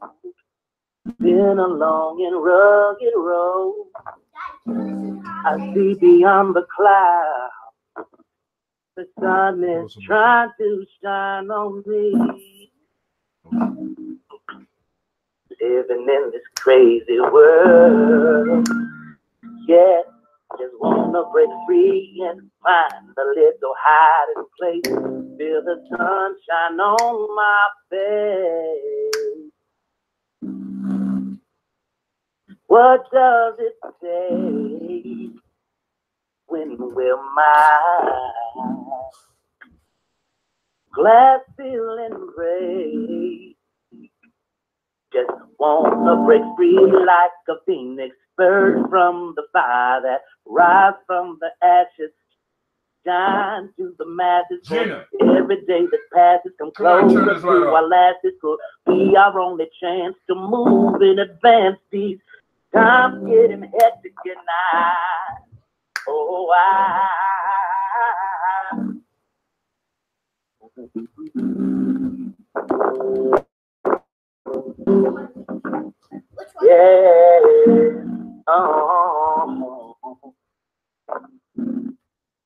different.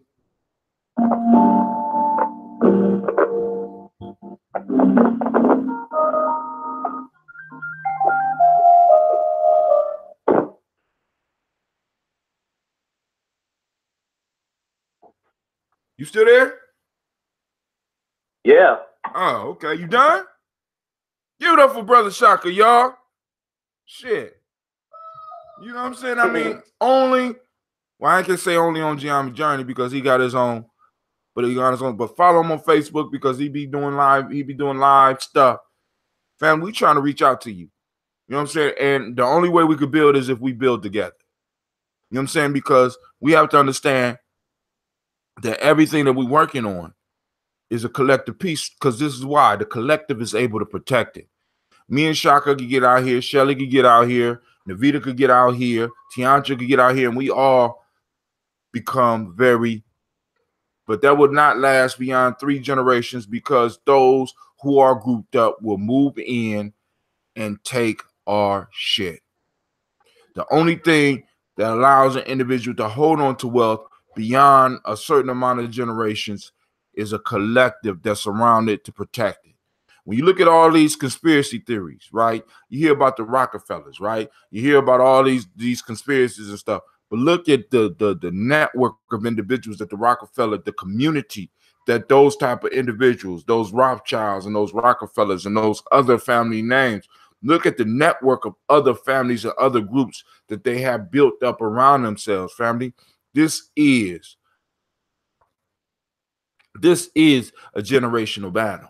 And we have to understand that, right? We have to understand that. Family, I understand that I will be coming back. So I'm trying to make sure that when I come back, I'm coming back to a bloodline that is strong enough so I can actually make some shit happen.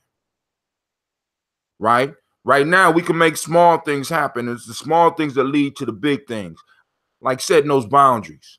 You know what I'm saying? When somebody got on one of our shirts, I'm going to have problems once I bring out these Daily Toaster shirt and I find a motherfucker wearing a Daily Toaster shirt that's not a Daily Toaster.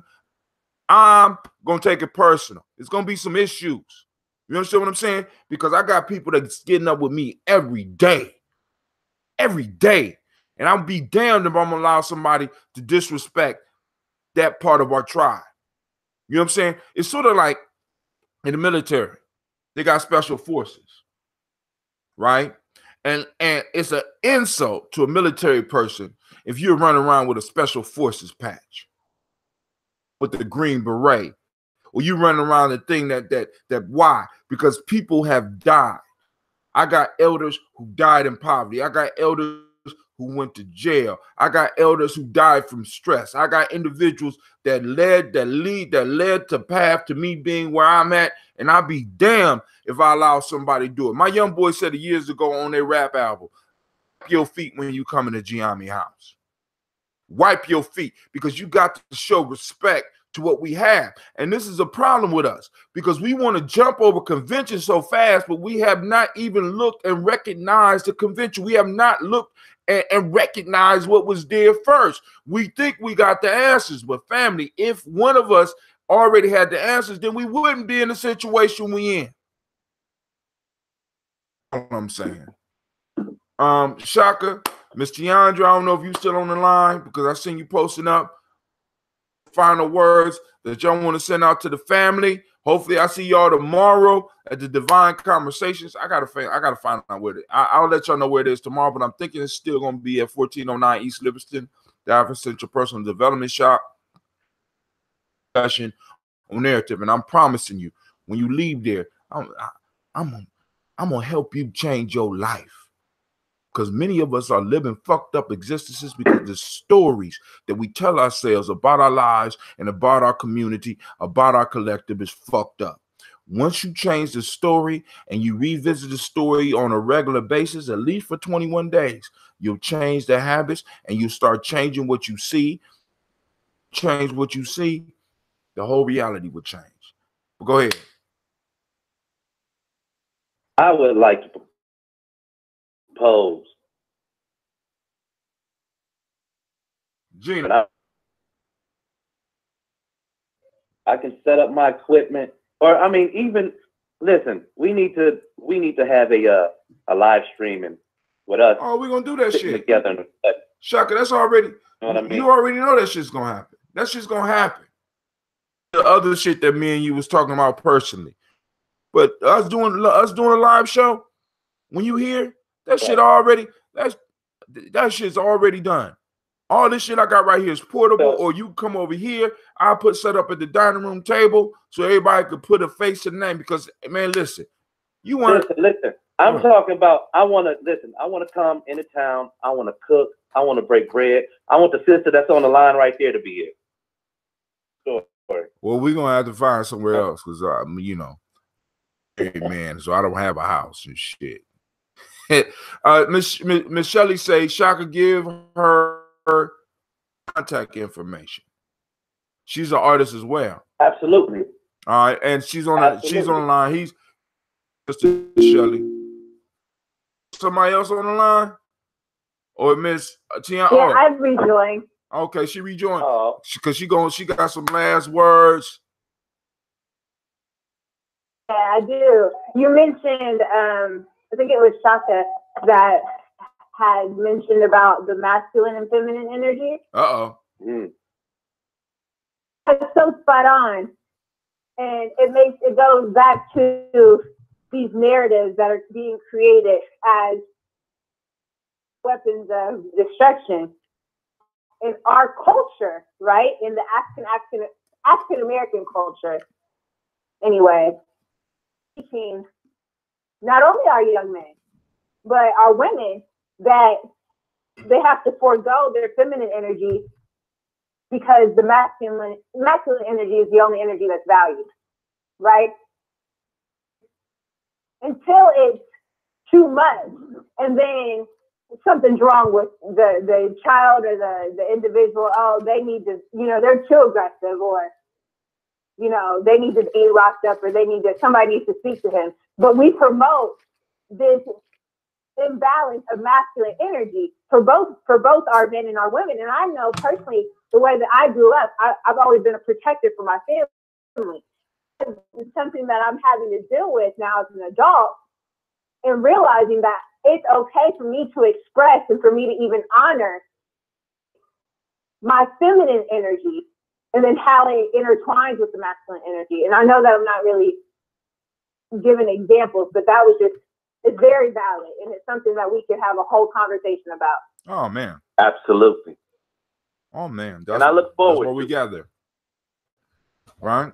So we can have these conversations. Now, I can't wait till one day around the fire.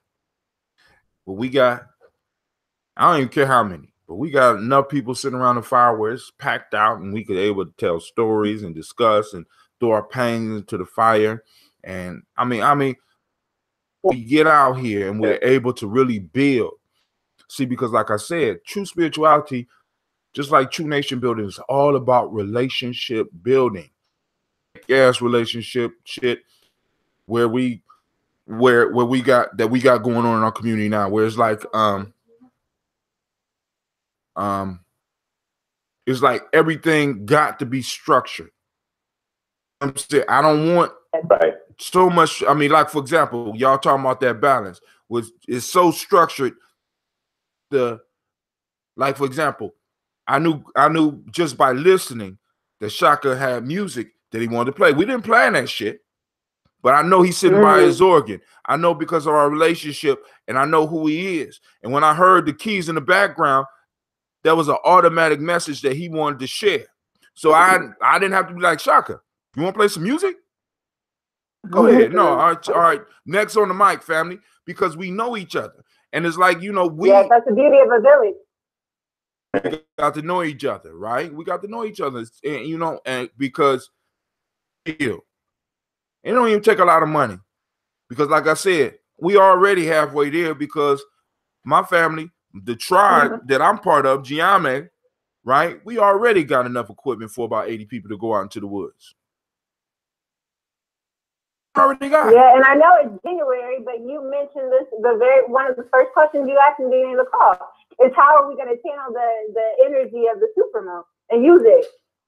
And that would be a beautiful opportunity to go out and to be around the fire. And the supermoon's the 31st of January. Oh man, it's the supermoon because it's the second. Y'all got to realize it's the second full moon in January, and it's a lunar eclipse. January, yes. But the first one was the wolf moon. Right. But this is the problem. There will be no full moon in February. So this is going to be, those of you that follow the astrology, that's going to be a problem in February. But right now, family, we're moving into a super moon.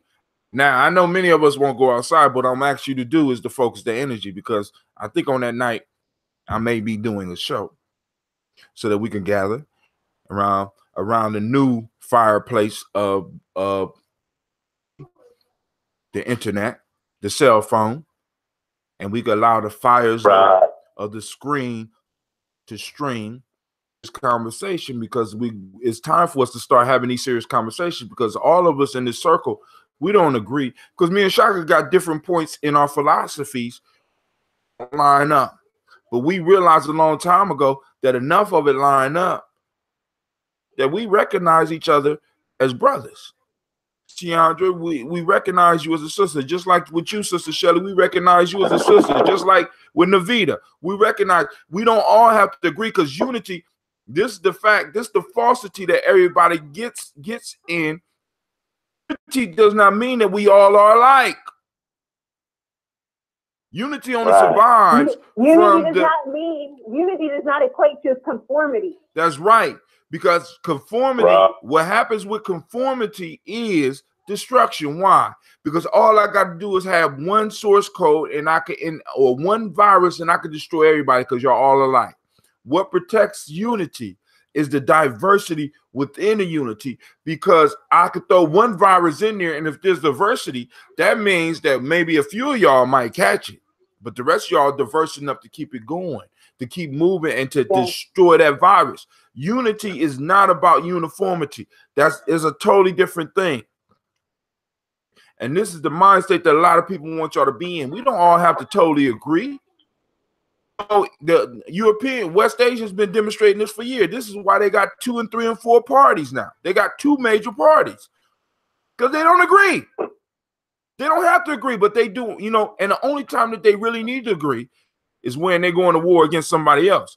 So what's going to happen, and y'all need to be paying attention to this, for Donald Trump to move his agenda forward, America is going to have to find a scapegoat. I need y'all to pay attention to this. Last year, about the scapegoat, and I think it's called the mnemonic virus. There has to be something that they unite under, and there's going to have to be a sacrifice. And y'all think a lot of times people is talking crazy when they say shit like this.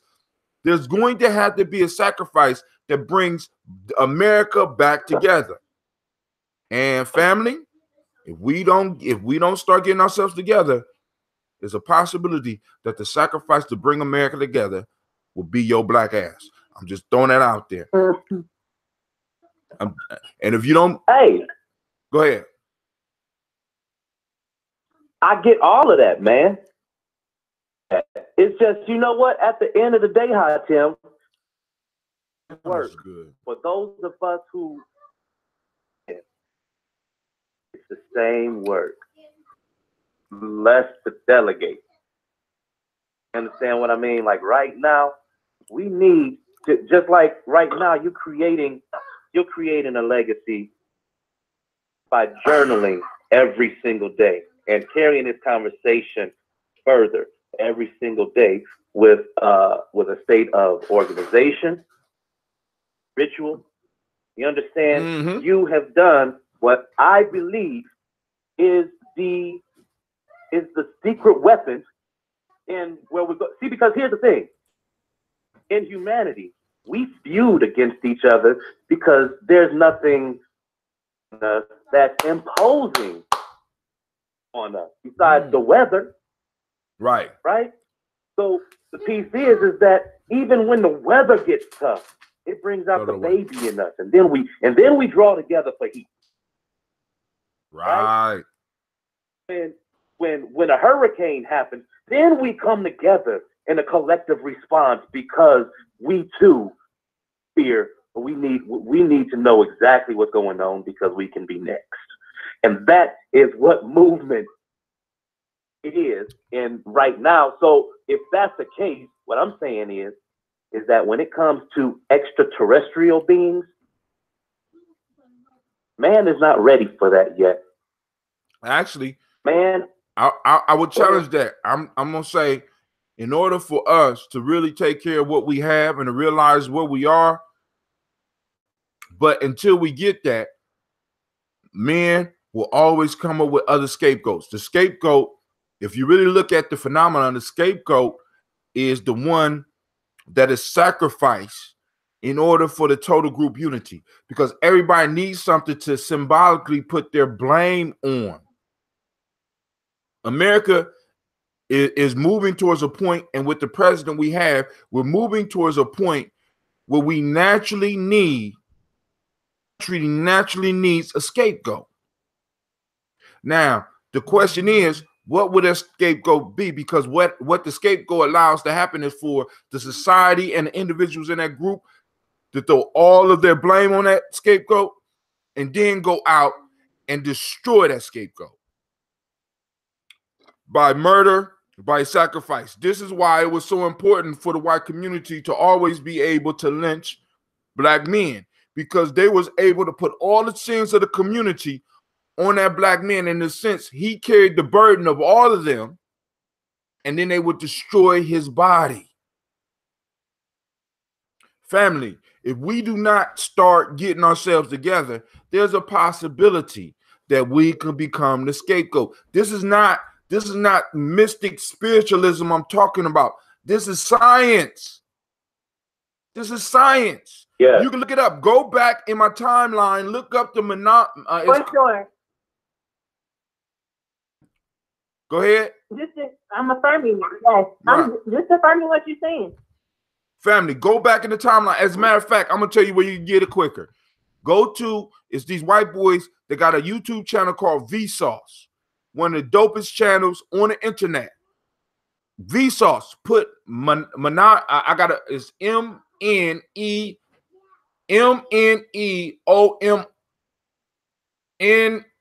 MENEMOICI or something. Mnemonic virus. Just type that in and look at the shit, and they give you a detail for to have a scapegoat. Because it unites people. That's why an alien coming from someplace else is going to be the only thing that get motherfuckers to recognize the humanity of everybody on this planet. Because then we got an enemy that we can focus on. Black folks have not been willing to be like, you my motherfucking enemy. This is why it's hard for us to unite. This is why we can have so many different parties and so many different factions. We got motherfuckers going into illusions. We got all types of shit. The reason for that is because we have not identified an enemy that we could focus all of our attention on. Now some of us is realizing it because now we talking about the prison. We can see the systematic abuse of us, but we're just identifying a system which is not a thing. It's an idea. We need to be able to we need to protect our borders, because if you are international people, if you are a universal people, you don't need borders. That's why our barriers are so low, because we want to be accepted. We want to be loved. But I'm saying, family, it's time for us to expand beyond that shit. We don't no longer need to care about motherfuckers loving us. As a matter of fact, by us seeking love, and anybody that's ever been in a relationship, the way the human character works, when you poured your love on an individual, especially somebody outside your family that you had a serious commitment to, when you poured all of it onto them, only when you start ignoring their ass. Right. And this is what we're doing in our relationship with everybody else. I want you to love us, so here, take this. Here, come in. Here, learn to b-boy. Here, learn how to sing jazz. Here. You know that shit get on your nerves when somebody's constantly giving you shit. But when we start holding on to our shit like, no, motherfucker, no. You can't get this. They want it more. America's not respecting us because they don't have to, because they know we're going to give them our love regardless. Now we need to make America pay for our love, our dedication. You motherfuckers want us to go to war. You want us to sign our kids to go to war with you in your imperialistic journey. Motherfucker, what are you going to give us? We beyond that shit now. Been giving us. Huh? Know what thing they've been giving us. No, what I'm saying is, when I say they, I mean we. Right. And when I say we, I mean the American culture. Nothing. I mean, bruh. They ain't giving us shit. And that's the thing. We are so loose in that as Americans, what is it that is commonplace in my household to the next in American culture? Because when you say as American as cherry pie, I don't be eating cherry pie. I don't know about that. You know what I mean? And that's where that shit either. we, on a grand level, a cultural disconnect. But right here, but this is the beauty of it, because like you said, Hatem, this conversation right now I'm having as if it's just the three of us on the line. About it is that there's people in Ghana that can be listening in. That will. In fact, that will. See, Shaka, I need you to, I want to be clear with you. I want to be clear with you. I'm on this show, you're talking to the future. One, because most of the people come in and watch the show after it goes off. And second, this shit is logged. So right now, as we are speaking, as I'm talking to you, and I need y'all to take your minds like this. I want y'all to think like this. As we are speaking right now, camera, if you're looking, I am speaking to you. Somebody who is picking this up in 2028. Hopefully, you are in a different place. So we realize that with this internet, with this thing right now, with all the information we're able to gather, we are talking not only to the present moment, future generations. Every time we record, every time we toast, realize that somebody's going to turn this shit on where I'm toasting right now. We toasted today, and I will be going, and they will be toasting me, and they're going to watch this, and they're going to see me in action right now. And it kind of fucks with your timeline in your mind. But we got to understand this is technology we're dealing with. Glyph of our time. So every time you speak, Shaka, every song that you sing, realize that when you put it on this shit, you're putting it not just for the people that's listening now, but for the future generations. That's why I kept going when I was getting nobody watching my shit or listening to anything that I was doing. That's why I cataloged it. Because everything I talked about, every issue that I'm dealing with, everything that I covered on here, one of my kids might need to plug in and find that. You know what they're going to be able to do? I want to hear from my dad. Hey, well, pull that shit up. Let me say this. And right now, I'm talking to my children that have not yet been conceived. There is a tribe in Africa. I cannot remember where. This story is so beautiful, man. When the sister wants to conceive a child, she goes out, takes a walk by herself, and she'll choose a tree. She'll sit under that tree. She'll hum until she has a very definitive melody. She has conceived. She birthed this melody. All right, that's enough. She feels deep inside of her.